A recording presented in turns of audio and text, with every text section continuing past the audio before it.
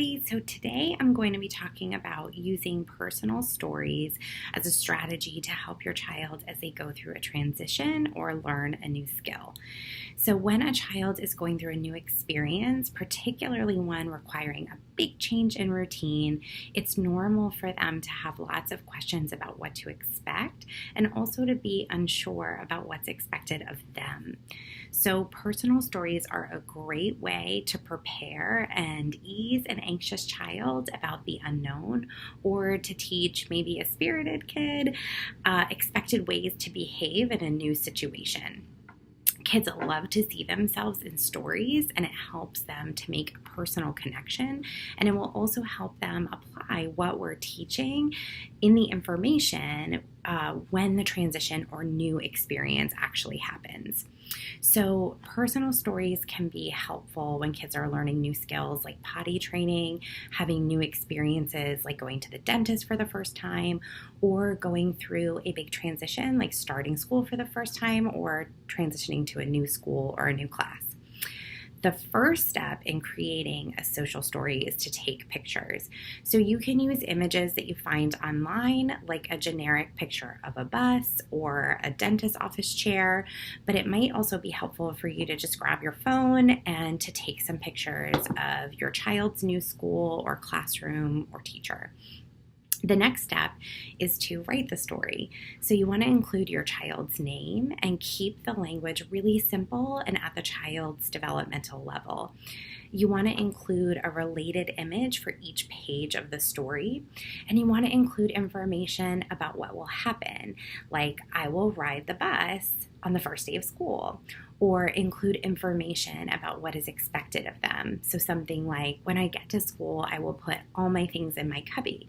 And you could have a picture of a cubby you found online, or even their cubby if you took one at orientation. You might also include details about concerns your child might have.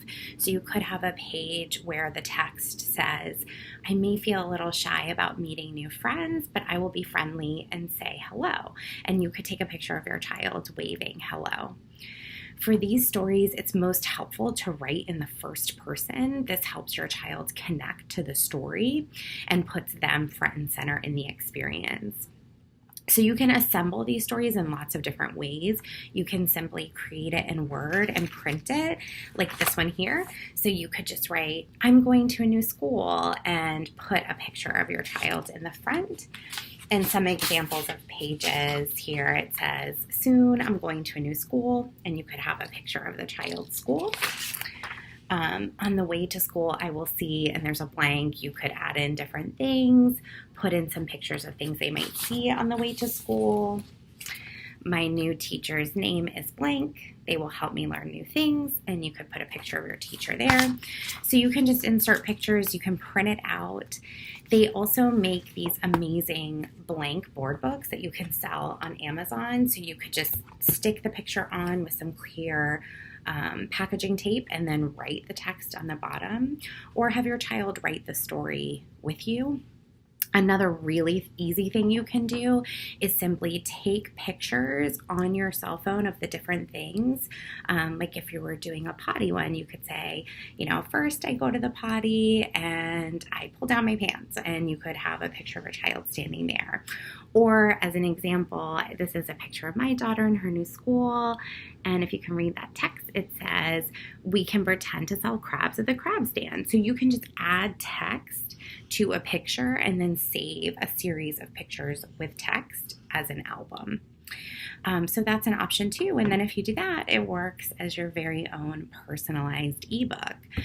The next step after you've done all of this work and created this awesome personal story is to read the story with your child and use the opportunity to start a dialogue about what to expect. You may also notice that the story helps the child open up to talk to you about their concerns or ask you questions that they might be thinking that you might not even realize they're thinking about, like, who am I going to sit with, or what happens at the end of the day? If you created a physical book or printed out a physical book, you want to leave it where your child can access it to look through the pictures. While these stories can take a little bit of time to make, the effort often pays off by supporting a much more smooth transition for your child. So last, as always, remember that what each child needs is different. And if you're looking for more support for your child as they're moving through a transition, you can feel free to reach out via our website, which is personalizedparenting.org. Thanks, everybody.